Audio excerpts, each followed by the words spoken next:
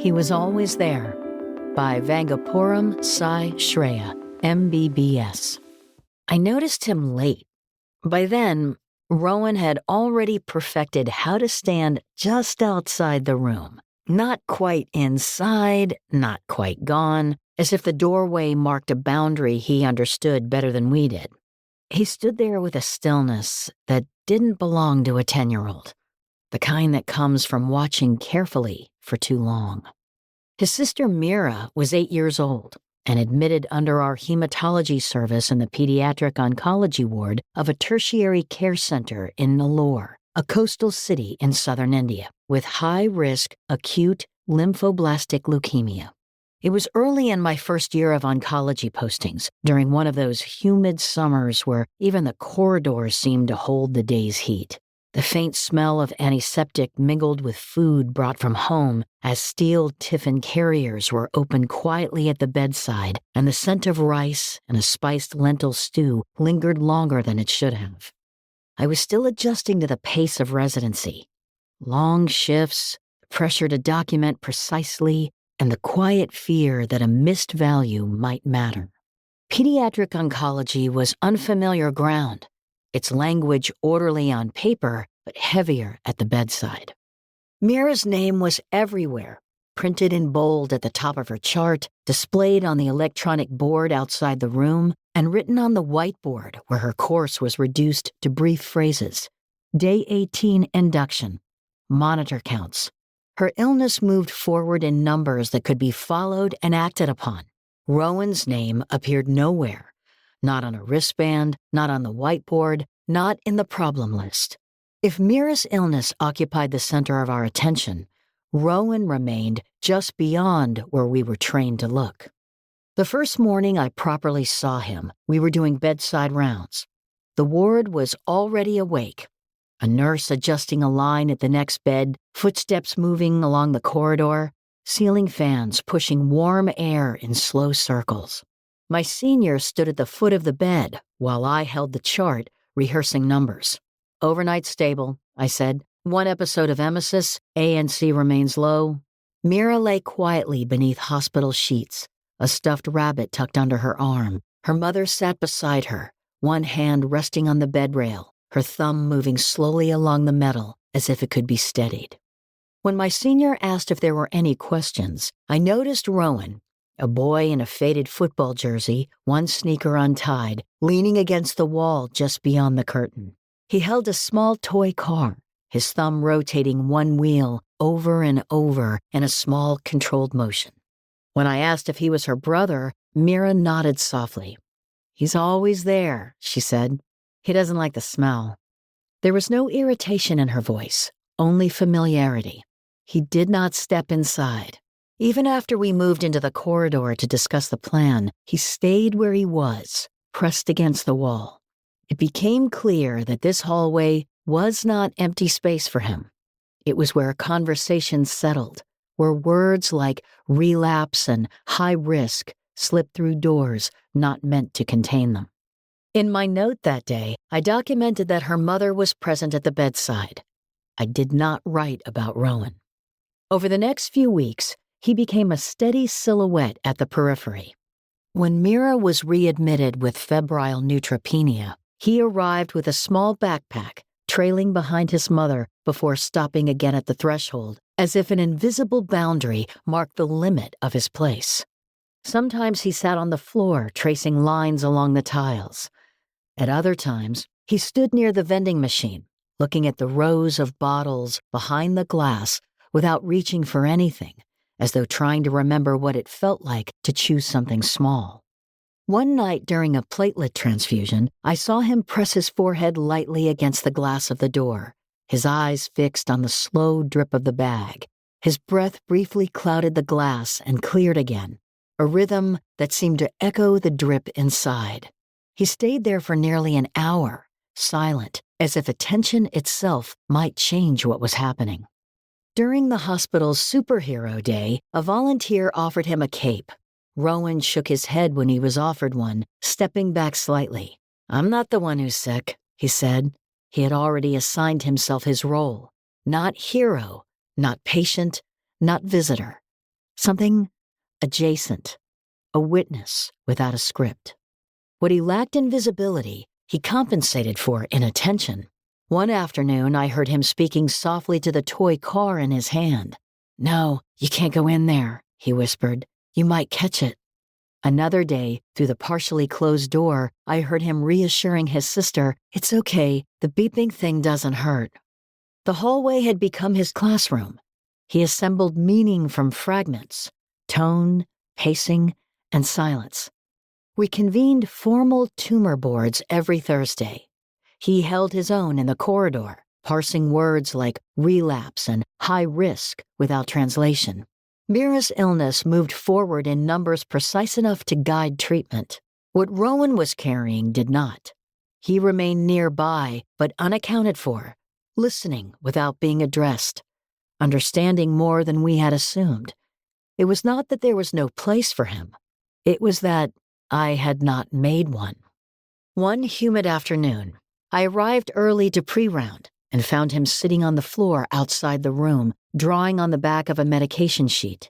The drawing showed a hospital bed, an IV pole, and two bald stick figures, one small beneath a blanket, one taller with arms outstretched. The edges of the page were shaded dark. "I'm one of the doctors taking care of your sister," I said, crouching beside him. "I know," he replied. "You're the one who always asks how many times she threw up." There was no accusation in it, only recognition. When I asked about the taller figure, he hesitated. "That's me," he said, "trying to reach her before the walls get too close." Before I could respond, his mother called my name. He folded the paper and slipped it into his pocket, as if protecting evidence. One Sunday evening, Mira developed another fever spike, and the room shifted into urgency. Orders were placed, antibiotics adjusted, and culture sent. As I stepped into the corridor to enter orders, I heard a sound I hadn't heard from him before. A sob pressed down so hard, it barely escaped. Rowan was sitting on the floor with his knees drawn to his chest, his face buried in his sleeves, his shoulders shaking against the cold linoleum as he tried to remain quiet. It wasn't the kind of crying that asks to be heard. It was the kind that tries not to interrupt. My pager vibrated. The electronic record blinked with unsigned orders. For a moment, I stood still. Then I sat down beside him. "She's going to die," he said, without looking up. "No one says it, but I hear everything in the hallway." When I asked what he meant, he listed the words he had heard and later searched for himself. Relapse, high risk, poor prognosis. He'd been translating our language on his own, assembling conclusions in isolation, conducting his own morbidity conference in silence. "You're right," I said quietly. "They do mean she could die." He looked up sharply. "You're not supposed to say die." I told him we soften it, sometimes to protect people, sometimes to protect ourselves. "If she dies," he continued, "everyone will say, 'At least you're still here,' like I'm the consolation prize." The words felt rehearsed, as though he had been preparing for loss in advance, practicing the language of aftermath before it arrived. "You don't have to feel grateful to make sense of this. You get to miss her." "What if she doesn't die?" he asked quickly. "What if she gets better and I'm still mad? I hate the hospital. I hate that Mom is always here. Does that make me bad?"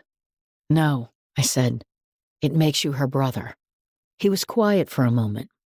Then he asked, "Are you scared that she'll die and you'll feel like you failed?" The question reached beneath my training. I was still learning the difference between confidence and competence, still afraid of missing something small that might matter. "Yes," I said. "Sometimes I'm scared." His shoulders lowered slightly, as though fear named was less isolating than fear denied. "Do you write her name down?" he asked. "All the time." He paused, then asked, "Do you write my name?" The question landed with a clarity that was harder to avoid than any number in the chart. There was no field in my template for him, not because it was prohibited, but because he did not generate an alert, did not trigger a protocol, and did not exist in the algorithm of care. The next morning, under Family Social, I added a line.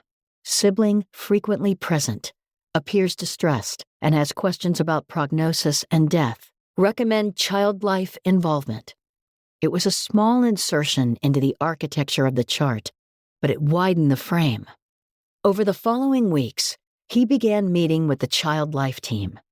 At first, he shrugged, but gradually his questions became more direct. Does dying hurt? Who decides when to stop treatment? Can you be angry at someone and still love them? He began answering questions too. I miss playing outside with her, he said once, as though admitting something that did not belong in a hospital. Sometimes he sat inside the room during rounds.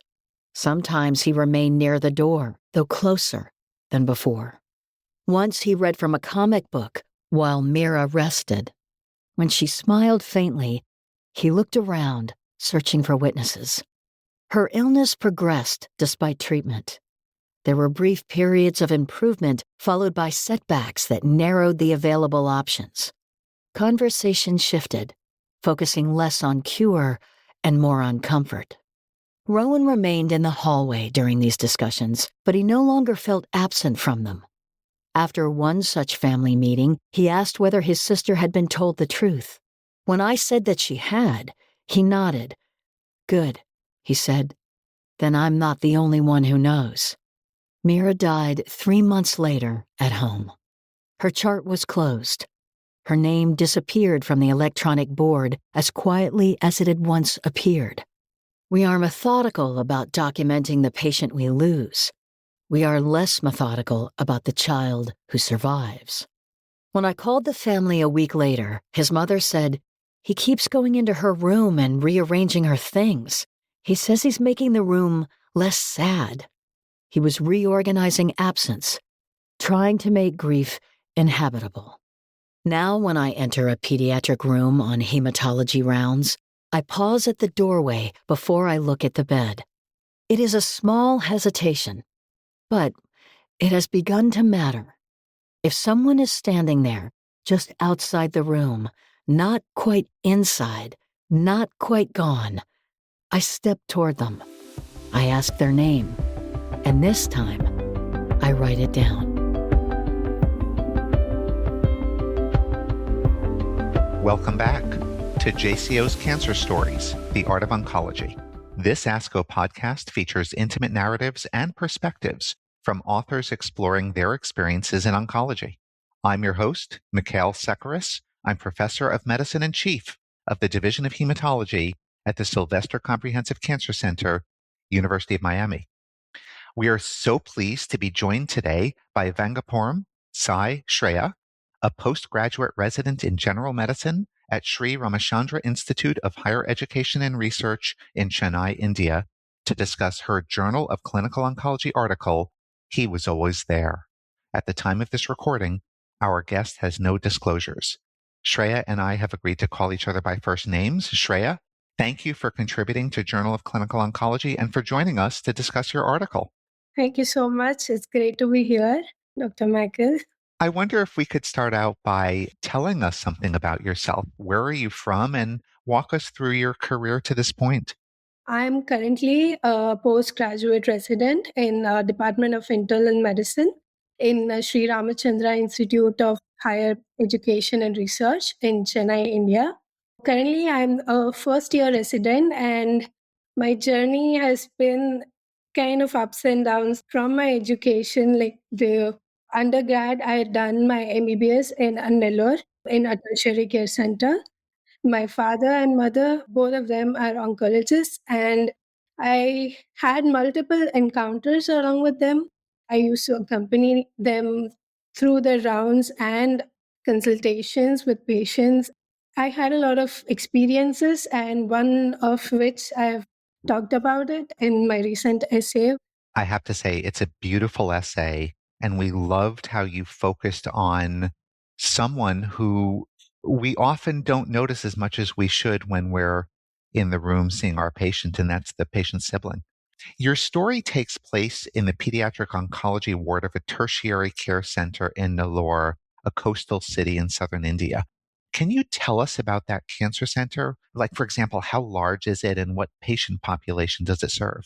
Private tertiary care center, and we have multiple specialties in it, and oncology, medical oncology and surgical oncology per se. My mom is the head oncologist right there, and we usually have a ward around a daycare center and around a 50 inpatient bedded ward for like specifically oncology. Okay. Tell us about Nellore. What's the city like? It's a great city. So I was born in Nellore. It's a coastal area. We have a lot of beaches and the people are great and we get great fish right there, which like people enjoy. So it's like the Miami of India, or where I live is like the Nellore of the United States. Yeah. That's fantastic. The patient in your story is a girl named Mira who has acute lymphoblastic leukemia. But, it was so interesting about your essays that she isn't the story's focus. Can you tell us about the boy Rohan? Yeah. So this boy, Rohan, was basically a 10-year-old kid. He was a really cute kid, which I used to always encounter while walking through the hallways before and after my rounds. We always used to end up speaking to the parents, but this guy used to stand beside the parents and always used to just listen and not ask any questions initially. So he was almost always unnoticed by all of us. And the only day which I went and talked to the kid was the time when I became very emotional because none of us actually ended up recognizing the kid and like acknowledging the feelings he was going through because of the illness which his sister had. As doctors, we go through multiple labs, the science, and things which we should not miss while diagnosing a patient. But always our concern is about the patient and not the family, and especially such a young kid who is like, it was pretty overwhelming for the guy and for us as well. Hmm. You say that you encountered him when you were emotional. Can I ask, what were you emotional about that led you to really focus on this boy who had been in the room or outside the room? As a postgraduate, I'm currently in my first year residency. So it's always about the labs, how much the creatinine level is, how much the hemoglobin is, how much the absolute neutrophil count of the patient is, especially in the oncology lab, how much is the patient going into any emergency condition, like is it tumor lysis syndrome or anything. It's always us thinking about the laboratory parameters and thinking about the technicalities of a diagnosis of the patient. Sometimes in the stage which I'm here, it's always uncertain. Like with such a young kid with a poor prognosis, it's very overwhelming for me to accept that as a diagnosis for an 8-year-old kid. And that kind of makes me emotional with the number of tiring hours we work. And at one single point of time, I wanted to just sit there and be there for the kid. I think you're expressing feelings that we all have. It is emotional. We recognize the inherent unfairness of a child who gets cancer, particularly when that cancer doesn't go away. And I think it takes an emotional toll on all of us. In your essay, you really have a superb eye for detail. At one point, you describe Rohan and you say, he held a small toy car, his thumb rotating one wheel over and over in a small controlled motion.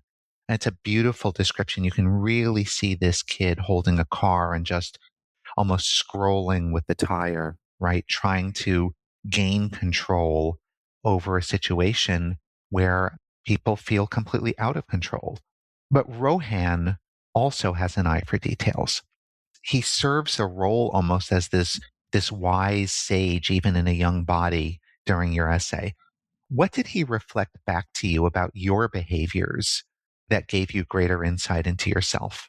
As I was saying, we always look towards the technical excellence we are giving as doctors or as residents for a patient, and we rather forget that there's supposed to be some kind of human kindness and empathy towards the people who are going through, other than the patient, of course. The family is the one who is carrying the burden of the diagnosis.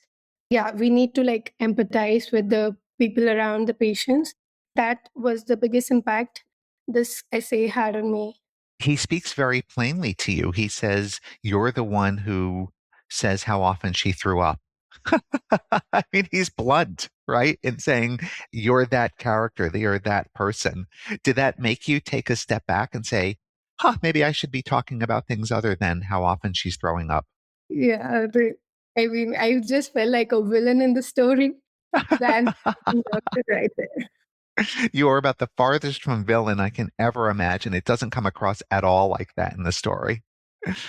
Rohan wouldn't enter Mira's room. Why not? So, according to Rohan, like growing up, he had a lot of memorable moments with his sister. They used to play together, apparently. That's what he said. The times he used to miss while they were together.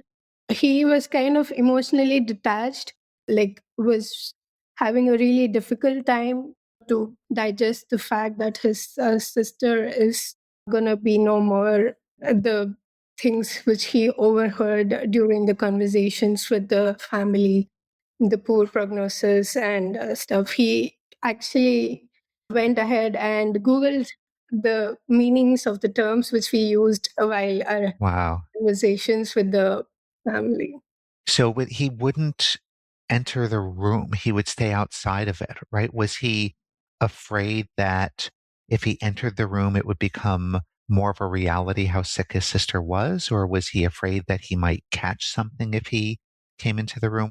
Yeah, he was afraid of the reality to sink in.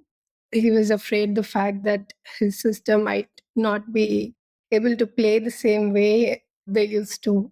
Were you surprised when Rohan stated very plainly to you that his sister was going to die? I was actually surprised because in a 10-year-old, that was not the kind of intellect which you usually assume. I mean, we always used to explain the treatment and the imaging and the documentation which we did to the parents, but he always used to stay there and hear as if he used to understand things, the medical terms and stuff. But out of nowhere, the kid asked, "Is my sister going to die?" And I was taken aback for a minute.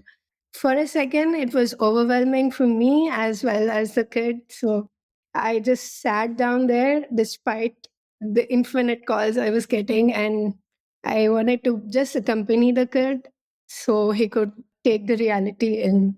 Huh. We've published a lot of pieces where we talk about language that we use in oncology and how we even will avoid using the word die. But he actually says that to you. He says, you're not supposed to say the word die. How did you react to that? I was actually silent initially because I did not know how to reply. You don't expect that much of an emotional intelligence in a 10-year-old kid, and you can't really disclose the fact that his 8-year sister is going to die. So the only thing which I could do is tell him back that yes, your sister is going to probably die. The fact that he just sat there with eyes full of tears, and the fact that we could not do anything. We were helpless and he was helpless as well. So that's what this essay speaks about. That must have been really hard to tell him that. So he goes on, again, this wise, beyond his years 10-year-old who's like this incredible presence in your essay. He then says to you, are you scared that she'll die and you'll feel like you failed? I mean, wow. Why is it that we feel like we've failed when our patients get sick or even die? Being a postgraduate, we are the people who like day in and day out stay with patients. We like thoroughly follow up their charts, their investigations, labs, imagings, documentation. So it was just every single patient has a space in your mind and heart. Sometimes people don't need expertise. We just need to recognize that there is someone who is carrying something which is not named of the burden of the disease which the family is carrying. Do you think on some level, I mean, Rohan was 10 and his sister was 8, so he's the older brother. Do you think in a way he was wondering if he had failed to protect his younger sister? At his young age, I was actually not able to comprehend the feelings he was going through. I tried to. As I always said, he was just always in the hallway. The only thing initially which we did was just see him, and mostly he was unnoticed, and we never recognized or acknowledged his presence. The fact that he might feel that he is the reason why his sister is sick was like beyond my imagination. You write, Shreya, that after a family meeting, Rohan asked whether his sister had been told the truth. And you write, when I said that she had, he nodded and said, good. Then I'm not the only one who knows. I got this sense from how you described Rohan. He was almost like the character, the blind seer in Homer's The Odyssey, right? We have a new movie that's coming out depicting the Odyssey once again. The blind seer was this all-knowing character who sees what others in the story can't. Was that deliberate on your part to have this sort of character? I just kept going back and back to this during your essay, that he's the source of truth. He's saying the things that nobody else is able to say. He's seeing things that other people aren't. I wouldn't say that it was deliberate intention of me to put him in such a character, but it was actually the true thing which I had experienced. It was the real raw story which I had put into my own words. Well, isn't it remarkable how in what we do every day within hematology oncology, the stories just present themselves and sit in our lap, and it's all we have to do is really record everything that's happened to make an essay like this, to make a beautiful essay like this.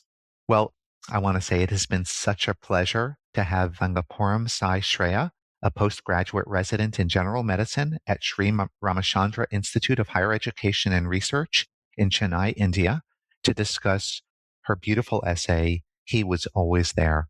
Shreya, thank you so much for submitting your article and for joining us today. Thank you so much. It was great meeting you, Dr. Mikkael. If you've enjoyed this episode, consider sharing it with a friend or colleague, or leave us a review. Your feedback and support helps us continue to have these important conversations. If you're looking for more episodes and context, follow our show on Apple, Spotify, or wherever you listen, and explore more from ASCO at asco.org/podcasts. Until next time, this has been Mikkael Sekeres for JCO Cancer Stories, The Art of Oncology.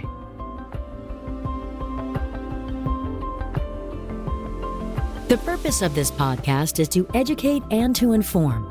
This is not a substitute for professional medical care and is not intended for use in the diagnosis or treatment of individual conditions. Guests on this podcast express their own opinions, experience, and conclusions.